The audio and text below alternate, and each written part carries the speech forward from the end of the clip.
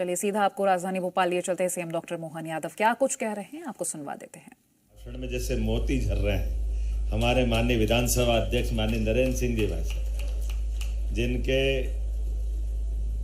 भाषण तो सब देते हैं लेकिन डायलॉग डिलीवरी जो होना चाहिए पर्याप्त अंतराल गैप के साथ विचारवान रूप से, ऐसे लग रहा शांत महासागर में कोई हिलोरे लेते हुए जहाज अपनी यात्रा करता गंतव्य की तरफ सने सने बढ़ता हुआ दिखाई देता। वो आनंद का एक अलग एहसास कराता। हम सौभाग्यशाली हैं, हमारे इस निर्माण कार्य के लोकार्पण के अवसर पर माननीय संसदीय कार्य मंत्री कैलाश जी भाई साहब जी ने कहा कि 89 के समय का, उस समय का भी वो दृश्य सब अपने सामने बताया। माननीय संसदीय मंत्री श्रीमान कैलाश जी विजयवर्गीय जी, आपका भी स्वागत अभिनंदन है, उनका भी हम वंदन करते हैं। जब तक मैं वंदन करता हूँ तो ताली वाली बजा के तो करना ही चाहिए। अपने बीच में से ये हमारा सौभाग्य है, एक तरह से वो 30 साल के दौर के साक्षी हैं, जिसमें हम आज के इस दौर से पुरानी विधानसभा के उस दौर में पहुंच रहे हैं। माननीय लोक निर्माण मंत्री, जिनके अपनी कल्पनाशीलता के बलबूते पर लोक निर्माण विभाग एक अलग प्रकार से पहुंच रहा है, जो हमारे पूर्व अध्यक्ष भी भाजपा के माननीय राकेश सिंह जी, आपका भी स्वागत अभिनंदन।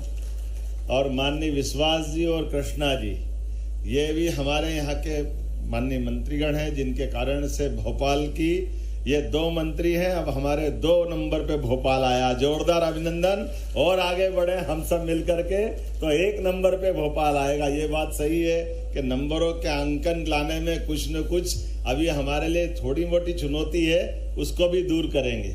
हमारे 2 विधानसभा अध्यक्ष, मैंने नरेंद्र सिंह जी भाई साहब को धन्यवाद दिया कि हमारे लिए आज की स्थिति में इस संसदीय क्षेत्र में खासकर विधानसभा के दरमियान जिनने उस चेयर को शोभायमान किया, वो और इतना उदार मन भी आपका है कि हमारे लिए आज 3 अध्यक्ष हैं। और संयोग ऐसा है कि ये प्रदेश की जनता का आशीर्वाद भी है, माननीय मोदी जी और हमारी पार्टी का प्रताप भी है कि आज तीनों, 2 पूर्व अध्यक्ष और 1 वर्तमान अध्यक्ष, इसकी पूरी चिंता शुरुआत के दिन से जिनने ली है, माननीय डॉक्टर सीता शरण जी, माननीय श्रीमान गिरीश गौतम जी और माननीय नरेंद्र सिंह जी। इस नाते से ये ब्रह्मा विष्णु महेश है हमारे, एक तरह से इस हमारे विधानसभा की चेयर को करते हुए आपने जो अपना रोल अदा किया। नाम भी इतने अच्छे सब भोपाल को ही मिल गए ना, भगवान भी है तो रामेश्वरम भी है। सावन का महीना हमारे बीच, सौभाग्य की बात, अपने बीच सौभाग्य से एक किशन और एक मालती है हमारे लिए, सभापति और महापौर भी उस नाते से ही, विष्णु भगवान भी है, सारे यही मिल गए और कहीं गए ही नहीं किसी के पास। भोपाल ग्रामीण के भी विधायक इस अवसर पर, हमारे सारे अधिकारीगण और आप सब जितने मैं सामने देख रहा हूँ, माननीय मंत्री तुलसी भैया, लखन भैया, हमारे बीच बाकी माननीय सारे विधायकगण, वरिष्ठ विधायकगण, पूर्व मंत्रीगण। ये बिल्कुल सही बात है कि हमारे लिए वैसे तो लंबा इतिहास है, उस पर बात कम की जाएगी, लेकिन हमारे अपने प्रदेश के साथ ये जो सौगातें जुड़ रही है, मैं दोहराऊंगा तो नहीं, लेकिन 58 के बाद जब 58 में भवन बनाए गए थे, उसके बाद इस नए दौर के नए समय में बहुत पानी गंगा जी छिपरा जी में बह गया है। आज अपना दुनिया का सबसे बड़ा लोकतंत्र माननीय मोदी जी के नेतृत्व में, जोरदार अभिनंदन करें यशस्वी प्रधानमंत्री का, दुनिया का सबसे बड़ा गणतंत्र भारत। और भारत ने वैसे तो हमारी लंबी यात्रा है, लेकिन 10-11 साल में वो सब हासिल कर लिया जिसके कारण से दुनिया हमारे लिए बड़े अचंभित तरीके से देख रही है और अलग प्रकार से जुड़ना भी चाहती। एक एक वो चीज, जैसे मैं उदाहरण देना चाहूंगा भाई साहब, कल हमने स्पेन में हमारी वहां की एक मंत्री का अभिनंदन किया था। तो अभिनंदन करने में आमतौर पर हमारा जो ट्राइबल आर्ट का हमारा जो स्कार्फ है वो अपन ने दिया, और इतना अच्छा लगा उन्हें कि आपके ऐसे घूंघट भी निकालते ना, उन्हें घूंघट निकाल के बताया। मुझे लगा कि हमारे कल्चर को कितना प्रेम से देखना चाहते। कहाँ वो बदलते दौर का समय और कहाँ आज का समय। यहाँ भोपाल के कालरा बंधु, जिनने 2 रेस्टोरेंट चालू किए, मैंने कल प्रेस कॉन्फ्रेंस में भी बताया। हमने कहा आपका ये रेस्टोरेंट चलता? बोला हाँ चलता है। तो हमने कहा कौन, कितने प्रकार? बोले 90% तो विदेश के लोग भोजन करने आ रहे हैं हमारे रेस्टोरेंट में। ये इतना आनंद से, वो प्रेम से, वो सारी शुद्धता के साथ इतना अच्छा लगता है कि हमारी एक एक चीज को विश्व में जो अब नए प्रकार से देखा जा रहा है, और बहुत सारी बातें हैं, लेकिन आज मैं मान के चलता हूं जिस प्रकार से समय बदला है कि हम अपने राज्य के खास करके युवाओं के रोजगार के लिए, हमारे किसानों की अपनी उत्पादकता तो है, वो कपास उत्पादन कर रहे हैं, फल सब्जी फूल, अब अपना सिंचाई का रकबा भी बढ़ रहा है, लेकिन अब हमको विदेश की टेक्नोलॉजी लेकर के उनको और अच्छे से अच्छे दाम मिले और इस दिशा में हमारा और समृद्धि की तरफ कदम बढ़े, तो हमने इस अभियान को लेकर के राज्य के अंदर भी, राज्य के बाहर, देश के अंदर भी, देश के बाहर भी, तो ये जो अभियान सरकारों के साथ चलाया है, इसके आदर्श तो मोदी जी है। उन्होंने इसी तरह से यात्रा गुजरात को कहां से कहां पहुंचाया, जोरदार अभिनंदन करिए अपने बदलते दौर के समय के लिए।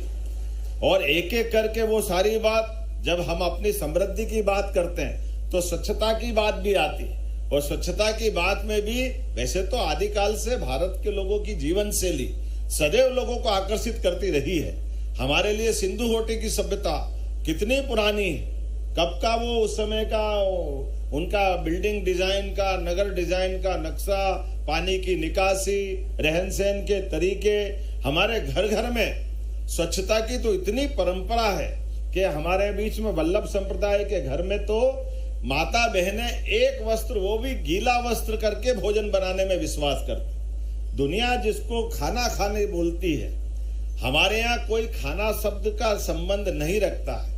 वो भोजन, भोजन मतलब भगवान को भोग लगाओ फिर हम पाओ, हमारा ये भोजन से जो संबंध आता है, हमारे लिए सीधा परमात्मा ने कभी ये पद्धति नहीं दी है, और इसीलिए तो जियो और जीने दो की बात करते हैं। ये हमारी उदार संस्कृति भी है जो वसुदेव कुटुंबकम से भी जुड़ती है। इसीलिए कहने के लिए तो बहुत कुछ है, लेकिन आजादी के बाद डॉक्टर भीमराव अंबेडकर जी ने ये जो हमारे आजादी के समय से हमारा संसदीय जीवन का नया रूप जो दिया है, इसी में वो सारी बातें भी जुड़ी है, जिसमें बाबा साहब ने कहा संगठित रहो लेकिन शिक्षित रहो, शिक्षित बनो।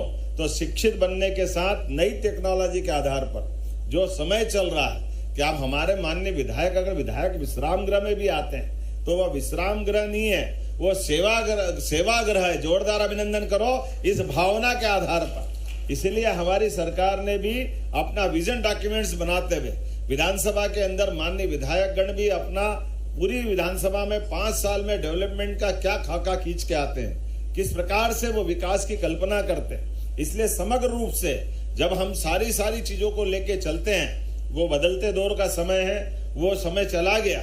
मैंने कल भी उल्लेख किया था, संक्षेप में हम सब देखेंगे, कई और दलों की सरकारें भी 20-20 साल, 25-25, 50 साल चली गई, लेकिन आज हम इस बात को तो बोल ही सकते हैं कि सरकार के साथ लंबे समय गुजारने के बाद अगर आप विकास के दायरे में पीछे देखोगे तो आपको ध्यान में आना चाहिए, इसको अपने यहाँ एक शब्द बोला गया है, सिंहावलोकन। ये सिंहावलोकन हमारे लिए गिर के उस सिंह की याद दिलाती है कि जब शेर आगे बढ़ना जानता है तो आगे बढ़ने के लिए वो पीछे पलट करके पूरी अपनी बॉडी को एक बार देखता है और फिर आगे भविष्य के कदम बढ़ाता है। तो आज के इस अवसर पर जब हम अपने लोकतंत्र के 75वें साल की तरफ से कंप्लीट करते आगे बढ़ रहे हैं और अमृत काल की तरफ बढ़ेंगे, तो सिंहावलोकन के साथ हमें गर्व होगा। हम ऐसे दल के साथ सरकार बनाने में सक्षम है जिन्होंने हर राज्यों में सच्चे अर्थों में लोकतंत्र की अलग पहचान बना करके दिखाई दी है। एक तरफ जहां हमारे देश की आजादी के साथ डॉक्टर भीमराव अंबेडकर जी के समान डॉक्टर श्यामा प्रसाद मुखर्जी ने हमारे संविधान के साथ जो कुछ गलतियां हुई है और जिस बात को लेकर रेखांकित धारा 370 को किया था, हमें गर्व है आज के दौर में पार्लियामेंट ने उस कलंक को हटाने का भी बड़ी सौगात हमारे सबके इमेज दी है। ये वास्तव में जनतंत्र की जीत है। जनतंत्र के माध्यम से, गणतंत्र के माध्यम से हमारी अतीत की गलतियों का दुरुस्तीकरण होना चाहिए। एक तरफ धारा 370 समाप्त की, एक तरफ पार्लियामेंट के साथ सुप्रीम कोर्ट के सम्मान की रक्षा करने का काम भी हमारी आंखों के सामने यशस्वी प्रधानमंत्री के साथ हुआ है। जब 3 तलाक जैसे खराब निर्णय को सुप्रीम कोर्ट ने भी कहा कि खराब है, ऐसे में सुप्रीम कोर्ट के द्वारा वो लिए गए निर्णय का तत्कालीन लोकसभा में जो निर्णय किया गया था वो हमारे एक तरह से न्यायालय की अवमानना भी थी। हमें तो और आनंद इस माध्यम से भी आता है कि हमारी माननीय मोदी जी की सरकार ने उस निर्णय का भी परिपालन 40 साल बाद वापस रूप में कराया, जो कई बहनों के सावन का महीना है। जब हम अपनी लाडली बहनों की बात करते हैं तो मुस्लिम बहनों की जिंदगी भी अच्छी होना चाहिए। जोरदार अभिनंदन करें इस दौर के नाते से कि लोकतंत्र में मुस्लिम बहनों की जिंदगी भी अपने वर्तमान की भारतीय संस्कृति के हिसाब से उनकी सुख सुविधा के, उनके जीवन की चिंता करें। मैं मान के चलता हूं बोलने के लिए तो बहुत कुछ है, लेकिन आजकल तो चैट जीपीटी का जमाना है, गूगल का जमाना है। ऐसे में सारे संसाधनों के साथ जब विधायक अपनी विधानसभा में बैठेंगे या विधानसभा के दरमियान काम कराने आते हैं तो इस सारे तंत्र का लाभ भी लेंगे, इन व्यवस्थाओं का लाभ मिलेंगे। इसलिए भोपाल के अंदर भी विधायक विश्राम गृह भी अच्छा होना चाहिए और हमने अपने बजट में 5-5 लाख रुपए की राशि देकर के विधायकों के कार्यालय भी अच्छे होना चाहिए, वहां भी ये व्यवस्था बनना चाहिए कि हमारे बीच में ये सिलसिला लगातार नवाचार का भी और आधुनिक तकनीक के माध्यम से हम किसी प्रकार से कम रहने वाले नहीं हैं। इस भाव के साथ लगातार हम चलते जाएं। पीडब्ल्यू ने ये जो पूरा प्लान बनाया 158 करोड़ की लागत से, माननीय भाई साहब ने सही कहा है कि इसमें कई सारे प्रकारों का ध्यान रखा गया है। ये ग्रीन एनर्जी, सोलर एनर्जी के माध्यम से बजाय अपनी बिजली खुद उत्पन्न करने की जब हम बात कर रहे हैं तो ये भी इस प्रबंधन, इस नवाचार के साथ जोड़े। जोरदार अभिनंदन करें कि यहाँ एक तरफ वो सारे आधुनिकतम व्यवस्थाओं के आधार पर जो निर्माण के लिए जरूरी है, ग्रीन टेक्नोलॉजी है, आवास के साथ साथ इसमें योग केंद्र, अब तो योग की दुनिया दीवानी हो गई, तो योग केंद्र भी इसमें बनने वाला है, जिम भी रहने वाला है। अपने बीच में से स्विमिंग के जो शौकीन है उनकी व्यवस्था भी इसमें जोड़ी जाएगी। जब तक आप स्वस्थ नहीं रहोगे, स्वस्थ शरीर में स्वस्थ मस्तिष्क का वास होता है। ऐसे में वो सारे प्रबंधन इसके साथ जोड़े गए हैं। विजिटर्स रूम है, सीसीटीवी में सुरक्षा है, वास्तु आधारित डिजाइन है। क्या चीज नहीं छोड़ी है आपने, एक बार जोरदार अभिनंदन करो। सब कुछ जोड़ा है जिस प्रकार के वर्तमान के समय के साथ होना चाहिए। रेन वाटर हार्वेस्टिंग भी हमको मालूम है, जल ही जीवन है। ऐसे में परमात्मा ने वर्षा का ये समय चल रहा है तो वर्षा के जल संग्रहण की भी आपने सारे सिस्टम किए हैं। मैं अपनी ओर से एक बार फिर साथ साथ sewage treatment plant, rain water harvesting और फायर अलार्म, सारी चीजों को बिल्डिंग के साथ जोड़ करके एक आधुनिक रूप से जो बनना चाहिए वो सब कुछ आपने जोड़ने का प्रयास किया है। मैं लोक निर्माण विभाग के साथ साथ आप सबको बधाई देता हूं। और जैसा कि माननीय अध्यक्ष जी ने कहा है कि ये एक चरण की बात है, अभी और बचे हैं, तो दूसरे चरण की भी घोषणा करता हूं। हमारी उसकी तैयारी भी करें, सरकार के साथ जुड़ करके ये एक तरह से हम इन सारे मामलों में सहभागी भी हैं और साक्षी भी हैं। उम्मीद करेंगे विकास का ये क्रम जारी रहेगा। आज सावन का महीना है, एकादशी का दिन है और ये हमारे लिए और अपने एकादशी का पर्व मतलब हमारी शुचिता के साथ, शरीर की शुद्धि के साथ साथ आत्मा से परमात्मा के बीच का संकल्प का दिन भी। और आज सौभाग्य की बात है, बाबा महाकाल की दूसरी सवारी का भी दिन है। सवारी के साथ आज हमारे अपने प्रदेश ने जैसे तिरुपति बालाजी का, जगन्नाथ जी का, उनकी यात्राओं के माध्यम से, धार्मिक पर्यटन के माध्यम से उन राज्यों ने अपनी एक अलग पहचान बनाई है। इसी प्रकार से मध्य प्रदेश सरकार ने भी अपने धार्मिक दृष्टि से मध्य प्रदेश की पहचान बनाने के लिए हमारी सवारियों में बाबा महाकाल की सवारी, वैसे तो काल सबका हमारे साथ, सबके साथ महाकाल 24 घंटे हर सांस के साथ विद्यमान है, क्योंकि एक सांस से आवागमन जीवन का जुड़ता है। एक सांस आई तो जीवन और दूसरी सांस नहीं आई तो भारत माता की जय। इतने में तो महाकाल याद आ जाते हैं। ऐसे में सबके रोम रोम में महाकाल समाये हुए, तो ऐसे में महाकाल हम सबकी ये जीवन यात्रा का भी आनंद है। लेकिन लौकिक रूप से आज निराकार से साकार की यात्रा धारण करके सावन के महीने में बाबा महाकाल जब घूमते हैं तो हमारे सारे लोगों का, प्रदेश का और देश का और अब तो सनातन संस्कृति का मान एक अलग प्रकार से कहां पहुंच जाता है। इसलिए हमने कहा कि देवस्थान में भी हम सामाजिक समरसता की बात केवल शब्दों से न बोलते हुए उसको चरितार्थ करके दिखाएं।